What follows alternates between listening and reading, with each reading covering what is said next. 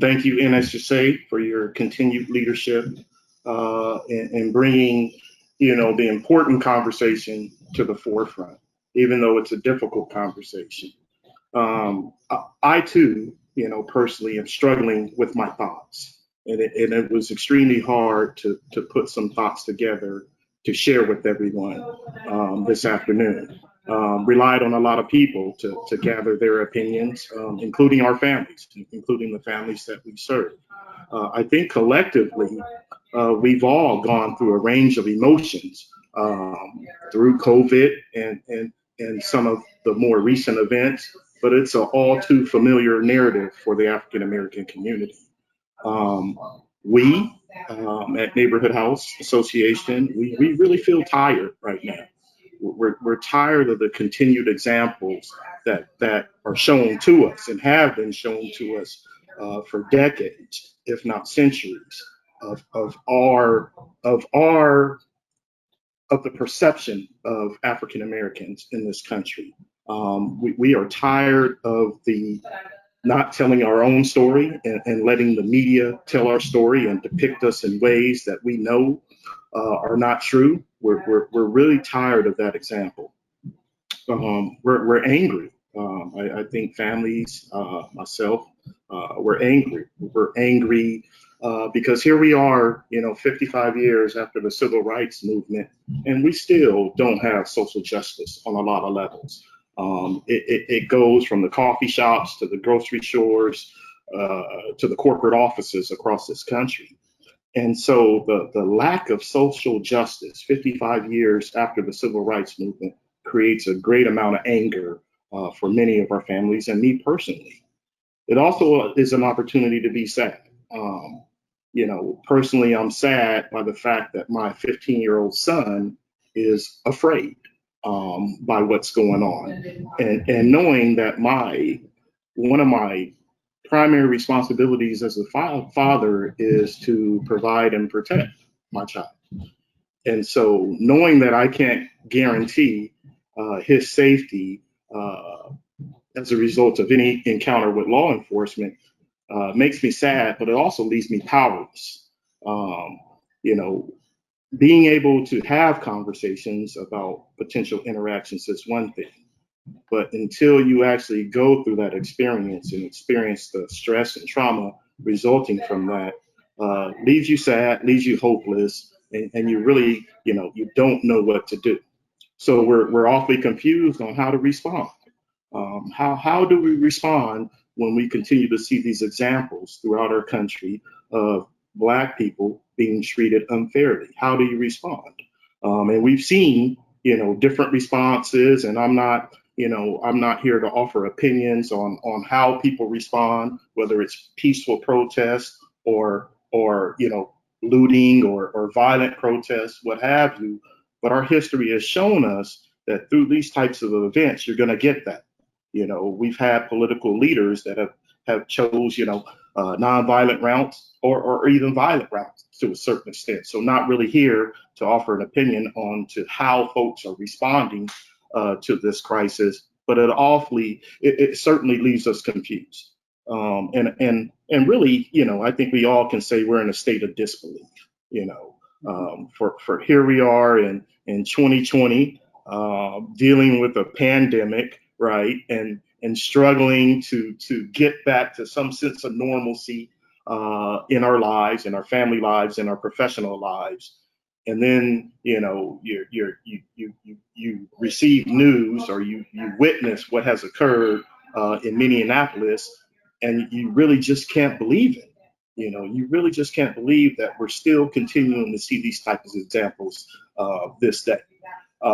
We have had very very poignant conversations with our staff and families, really because when we're all in this together. And I think situations like this prompt conversations to be had amongst adults, peer-to-peer conversations and conversations with children. And it's a really, really difficult thing to have this type of conversation with a child. But as a parent, we have the responsibility to create awareness within our children.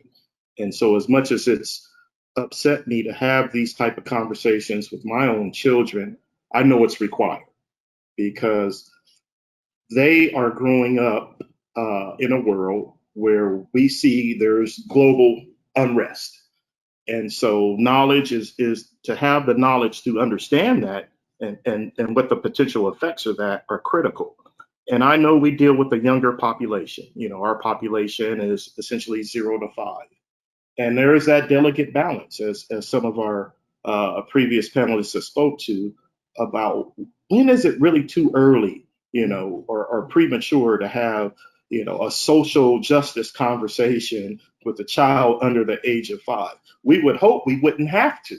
We would hope we are in a society where those things wouldn't exist. But as I mentioned, you know, earlier, you know, since the inception of Head Start, we still continue to deal with these issues. What I can say as it relates to NHSA and Head Start in general, it is really, Head Start is the example.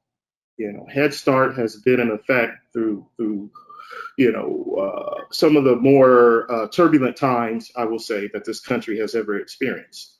Head Start was birthed. It was created out of a turbulent time. And Head Start has been the example of how to manage and survive through different challenges and different threats. And so, you know, Head Start is the blueprint. Head Start is the example. Head Start is full of diversity. It's full of great people who really come together under one common belief that every vulnerable child deserves an opportunity to have a high quality early education experience, as well as their family. I think NHSA can really continue to be our voice of displeasure, you know, for the African American community and the Head Start community as a whole. They can also, NHSA can continue to celebrate the accomplishments and achievements of the African American community. It can go beyond February. This is my challenge, that we continue to celebrate Blackness all throughout the year. What a perfect time in the month of June to extend Father's Day all throughout the month and not just Sunday. In particular, highlight the importance of fathers, in particular, African American fathers. I think NHSA and Head Start can really do a great job in really sending that message out to the broader community. My closing remarks would be to just send a great deal of admiration and respect for my fellow panelists this afternoon. Really, you know, a special shout out to Alice, Rico, and the team at PICA, who really are going through it in terms of, you know, being in the belly of the beast right now. And Alice, much love to you. Your comments were remarkable, and really just sending you a lot of love and appreciation to you and your team right now.